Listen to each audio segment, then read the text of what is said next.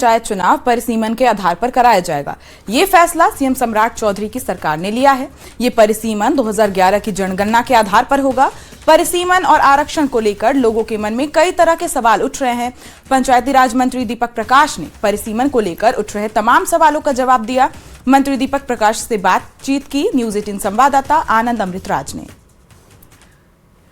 इस वक्त हमारे साथ मौजूद है बिहार के पंचायती राज मंत्री दीपक प्रकाश। दीपक जी, इस बार का जो पंचायत चुनाव है वो परिसीमन के आधार पे होगा। काफी संशय, कई तरह की बातें हो रही, क्या है सर, जरा विस्तार से बता। परिसीमन ड्यू था। पिछली बार 91 की जनगणना के आधार पर 93-94 में परिसीमन हुआ था, ड्यू था। इसमें व्यवहारिक दिक्कतें थी, लेकिन अब निर्णय हो गया है कि परिसीमन कराना है। तो अब अगला चुनाव जो होगा परिसीमन फिर से कराया जाएगा। 2011 की जनगणना के आधार पर पंचायत के सभी क्षेत्रों का, जिला परिषद के क्षेत्र हों या पंचायत समिति के क्षेत्र हों, उन सभी क्षेत्रों का वापस से एक बार परिसीमन किया जाएगा, फिर से रीऑर्गेनाइज किया जाएगा। जो जनसंख्या में बढ़ोतरी हुई है उसके आधार पर, और एक बार परिसीमन हो जाएगा, उसके बाद फिर चुनाव कराए जाएंगे। सर, काफी संशय भी हो गया है। कई लोगों का कहना है कि उनका जो क्षेत्र रिजर्व हो जाएगा या फिर कई तरह की बातें हो रही है। संशय दूर करें क्योंकि इसमें सबसे पहले तो परिसीमन का काम किया जाएगा, सारे क्षेत्रों को रीऑर्गेनाइज किया जाएगा और उसके बाद फिर आरक्षण के रोस्टर पे काम किया जाएगा। तो पहले नया परिसीमन होगा और आरक्षण का रोस्टर बिल्कुल नए सिरे से लागू होगा, क्योंकि सभी पंचायतों का क्षेत्र या वार्ड या जिला परिषद, पंचायत समिति, सारे क्षेत्र बदल जाएंगे। तो एक बार फिर से जो आरक्षण की व्यवस्था है नए सिरे से लागू की जाएगी। तो ये आरक्षण की जो व्यवस्था है वो कौन सा आरक्षण की व्यवस्था लागू रहेगी इसमें?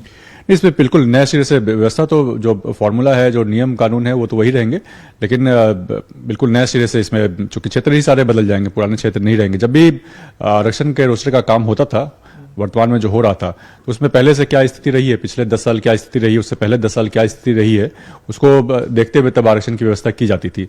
चूंकि अभी परिसीमन हो जाएगा, सारे क्षेत्र बदल जाएंगे, तो परिसीमन के काम के बाद एक बार फिर से नए सिरे से आरक्षण का रोस्टर तैयार किया जाएगा और उसके बाद तब फिर चुनाव कराए जाएंगे। ये जैसे एक सवाल भी हो रहा है कि जो अभी आरक्षित सीट है वो नॉर्मल हो जाएंगे, जनरल हो जाएंगे, और जो जनरल सीट है वो आरक्षित हो जाएंगे, कुछ ऐसी भी बातें हो रही है? नहीं, ये बात तब आती जब परिसीमन नहीं होता, पुराने परिसीमन के हिसाब से चुनाव कराया जाता। अब चूंकि परिसीमन होना है तो आरक्षण की व्यवस्था बिल्कुल फ्रेश हो जाएगी, नए सिरे से होगी।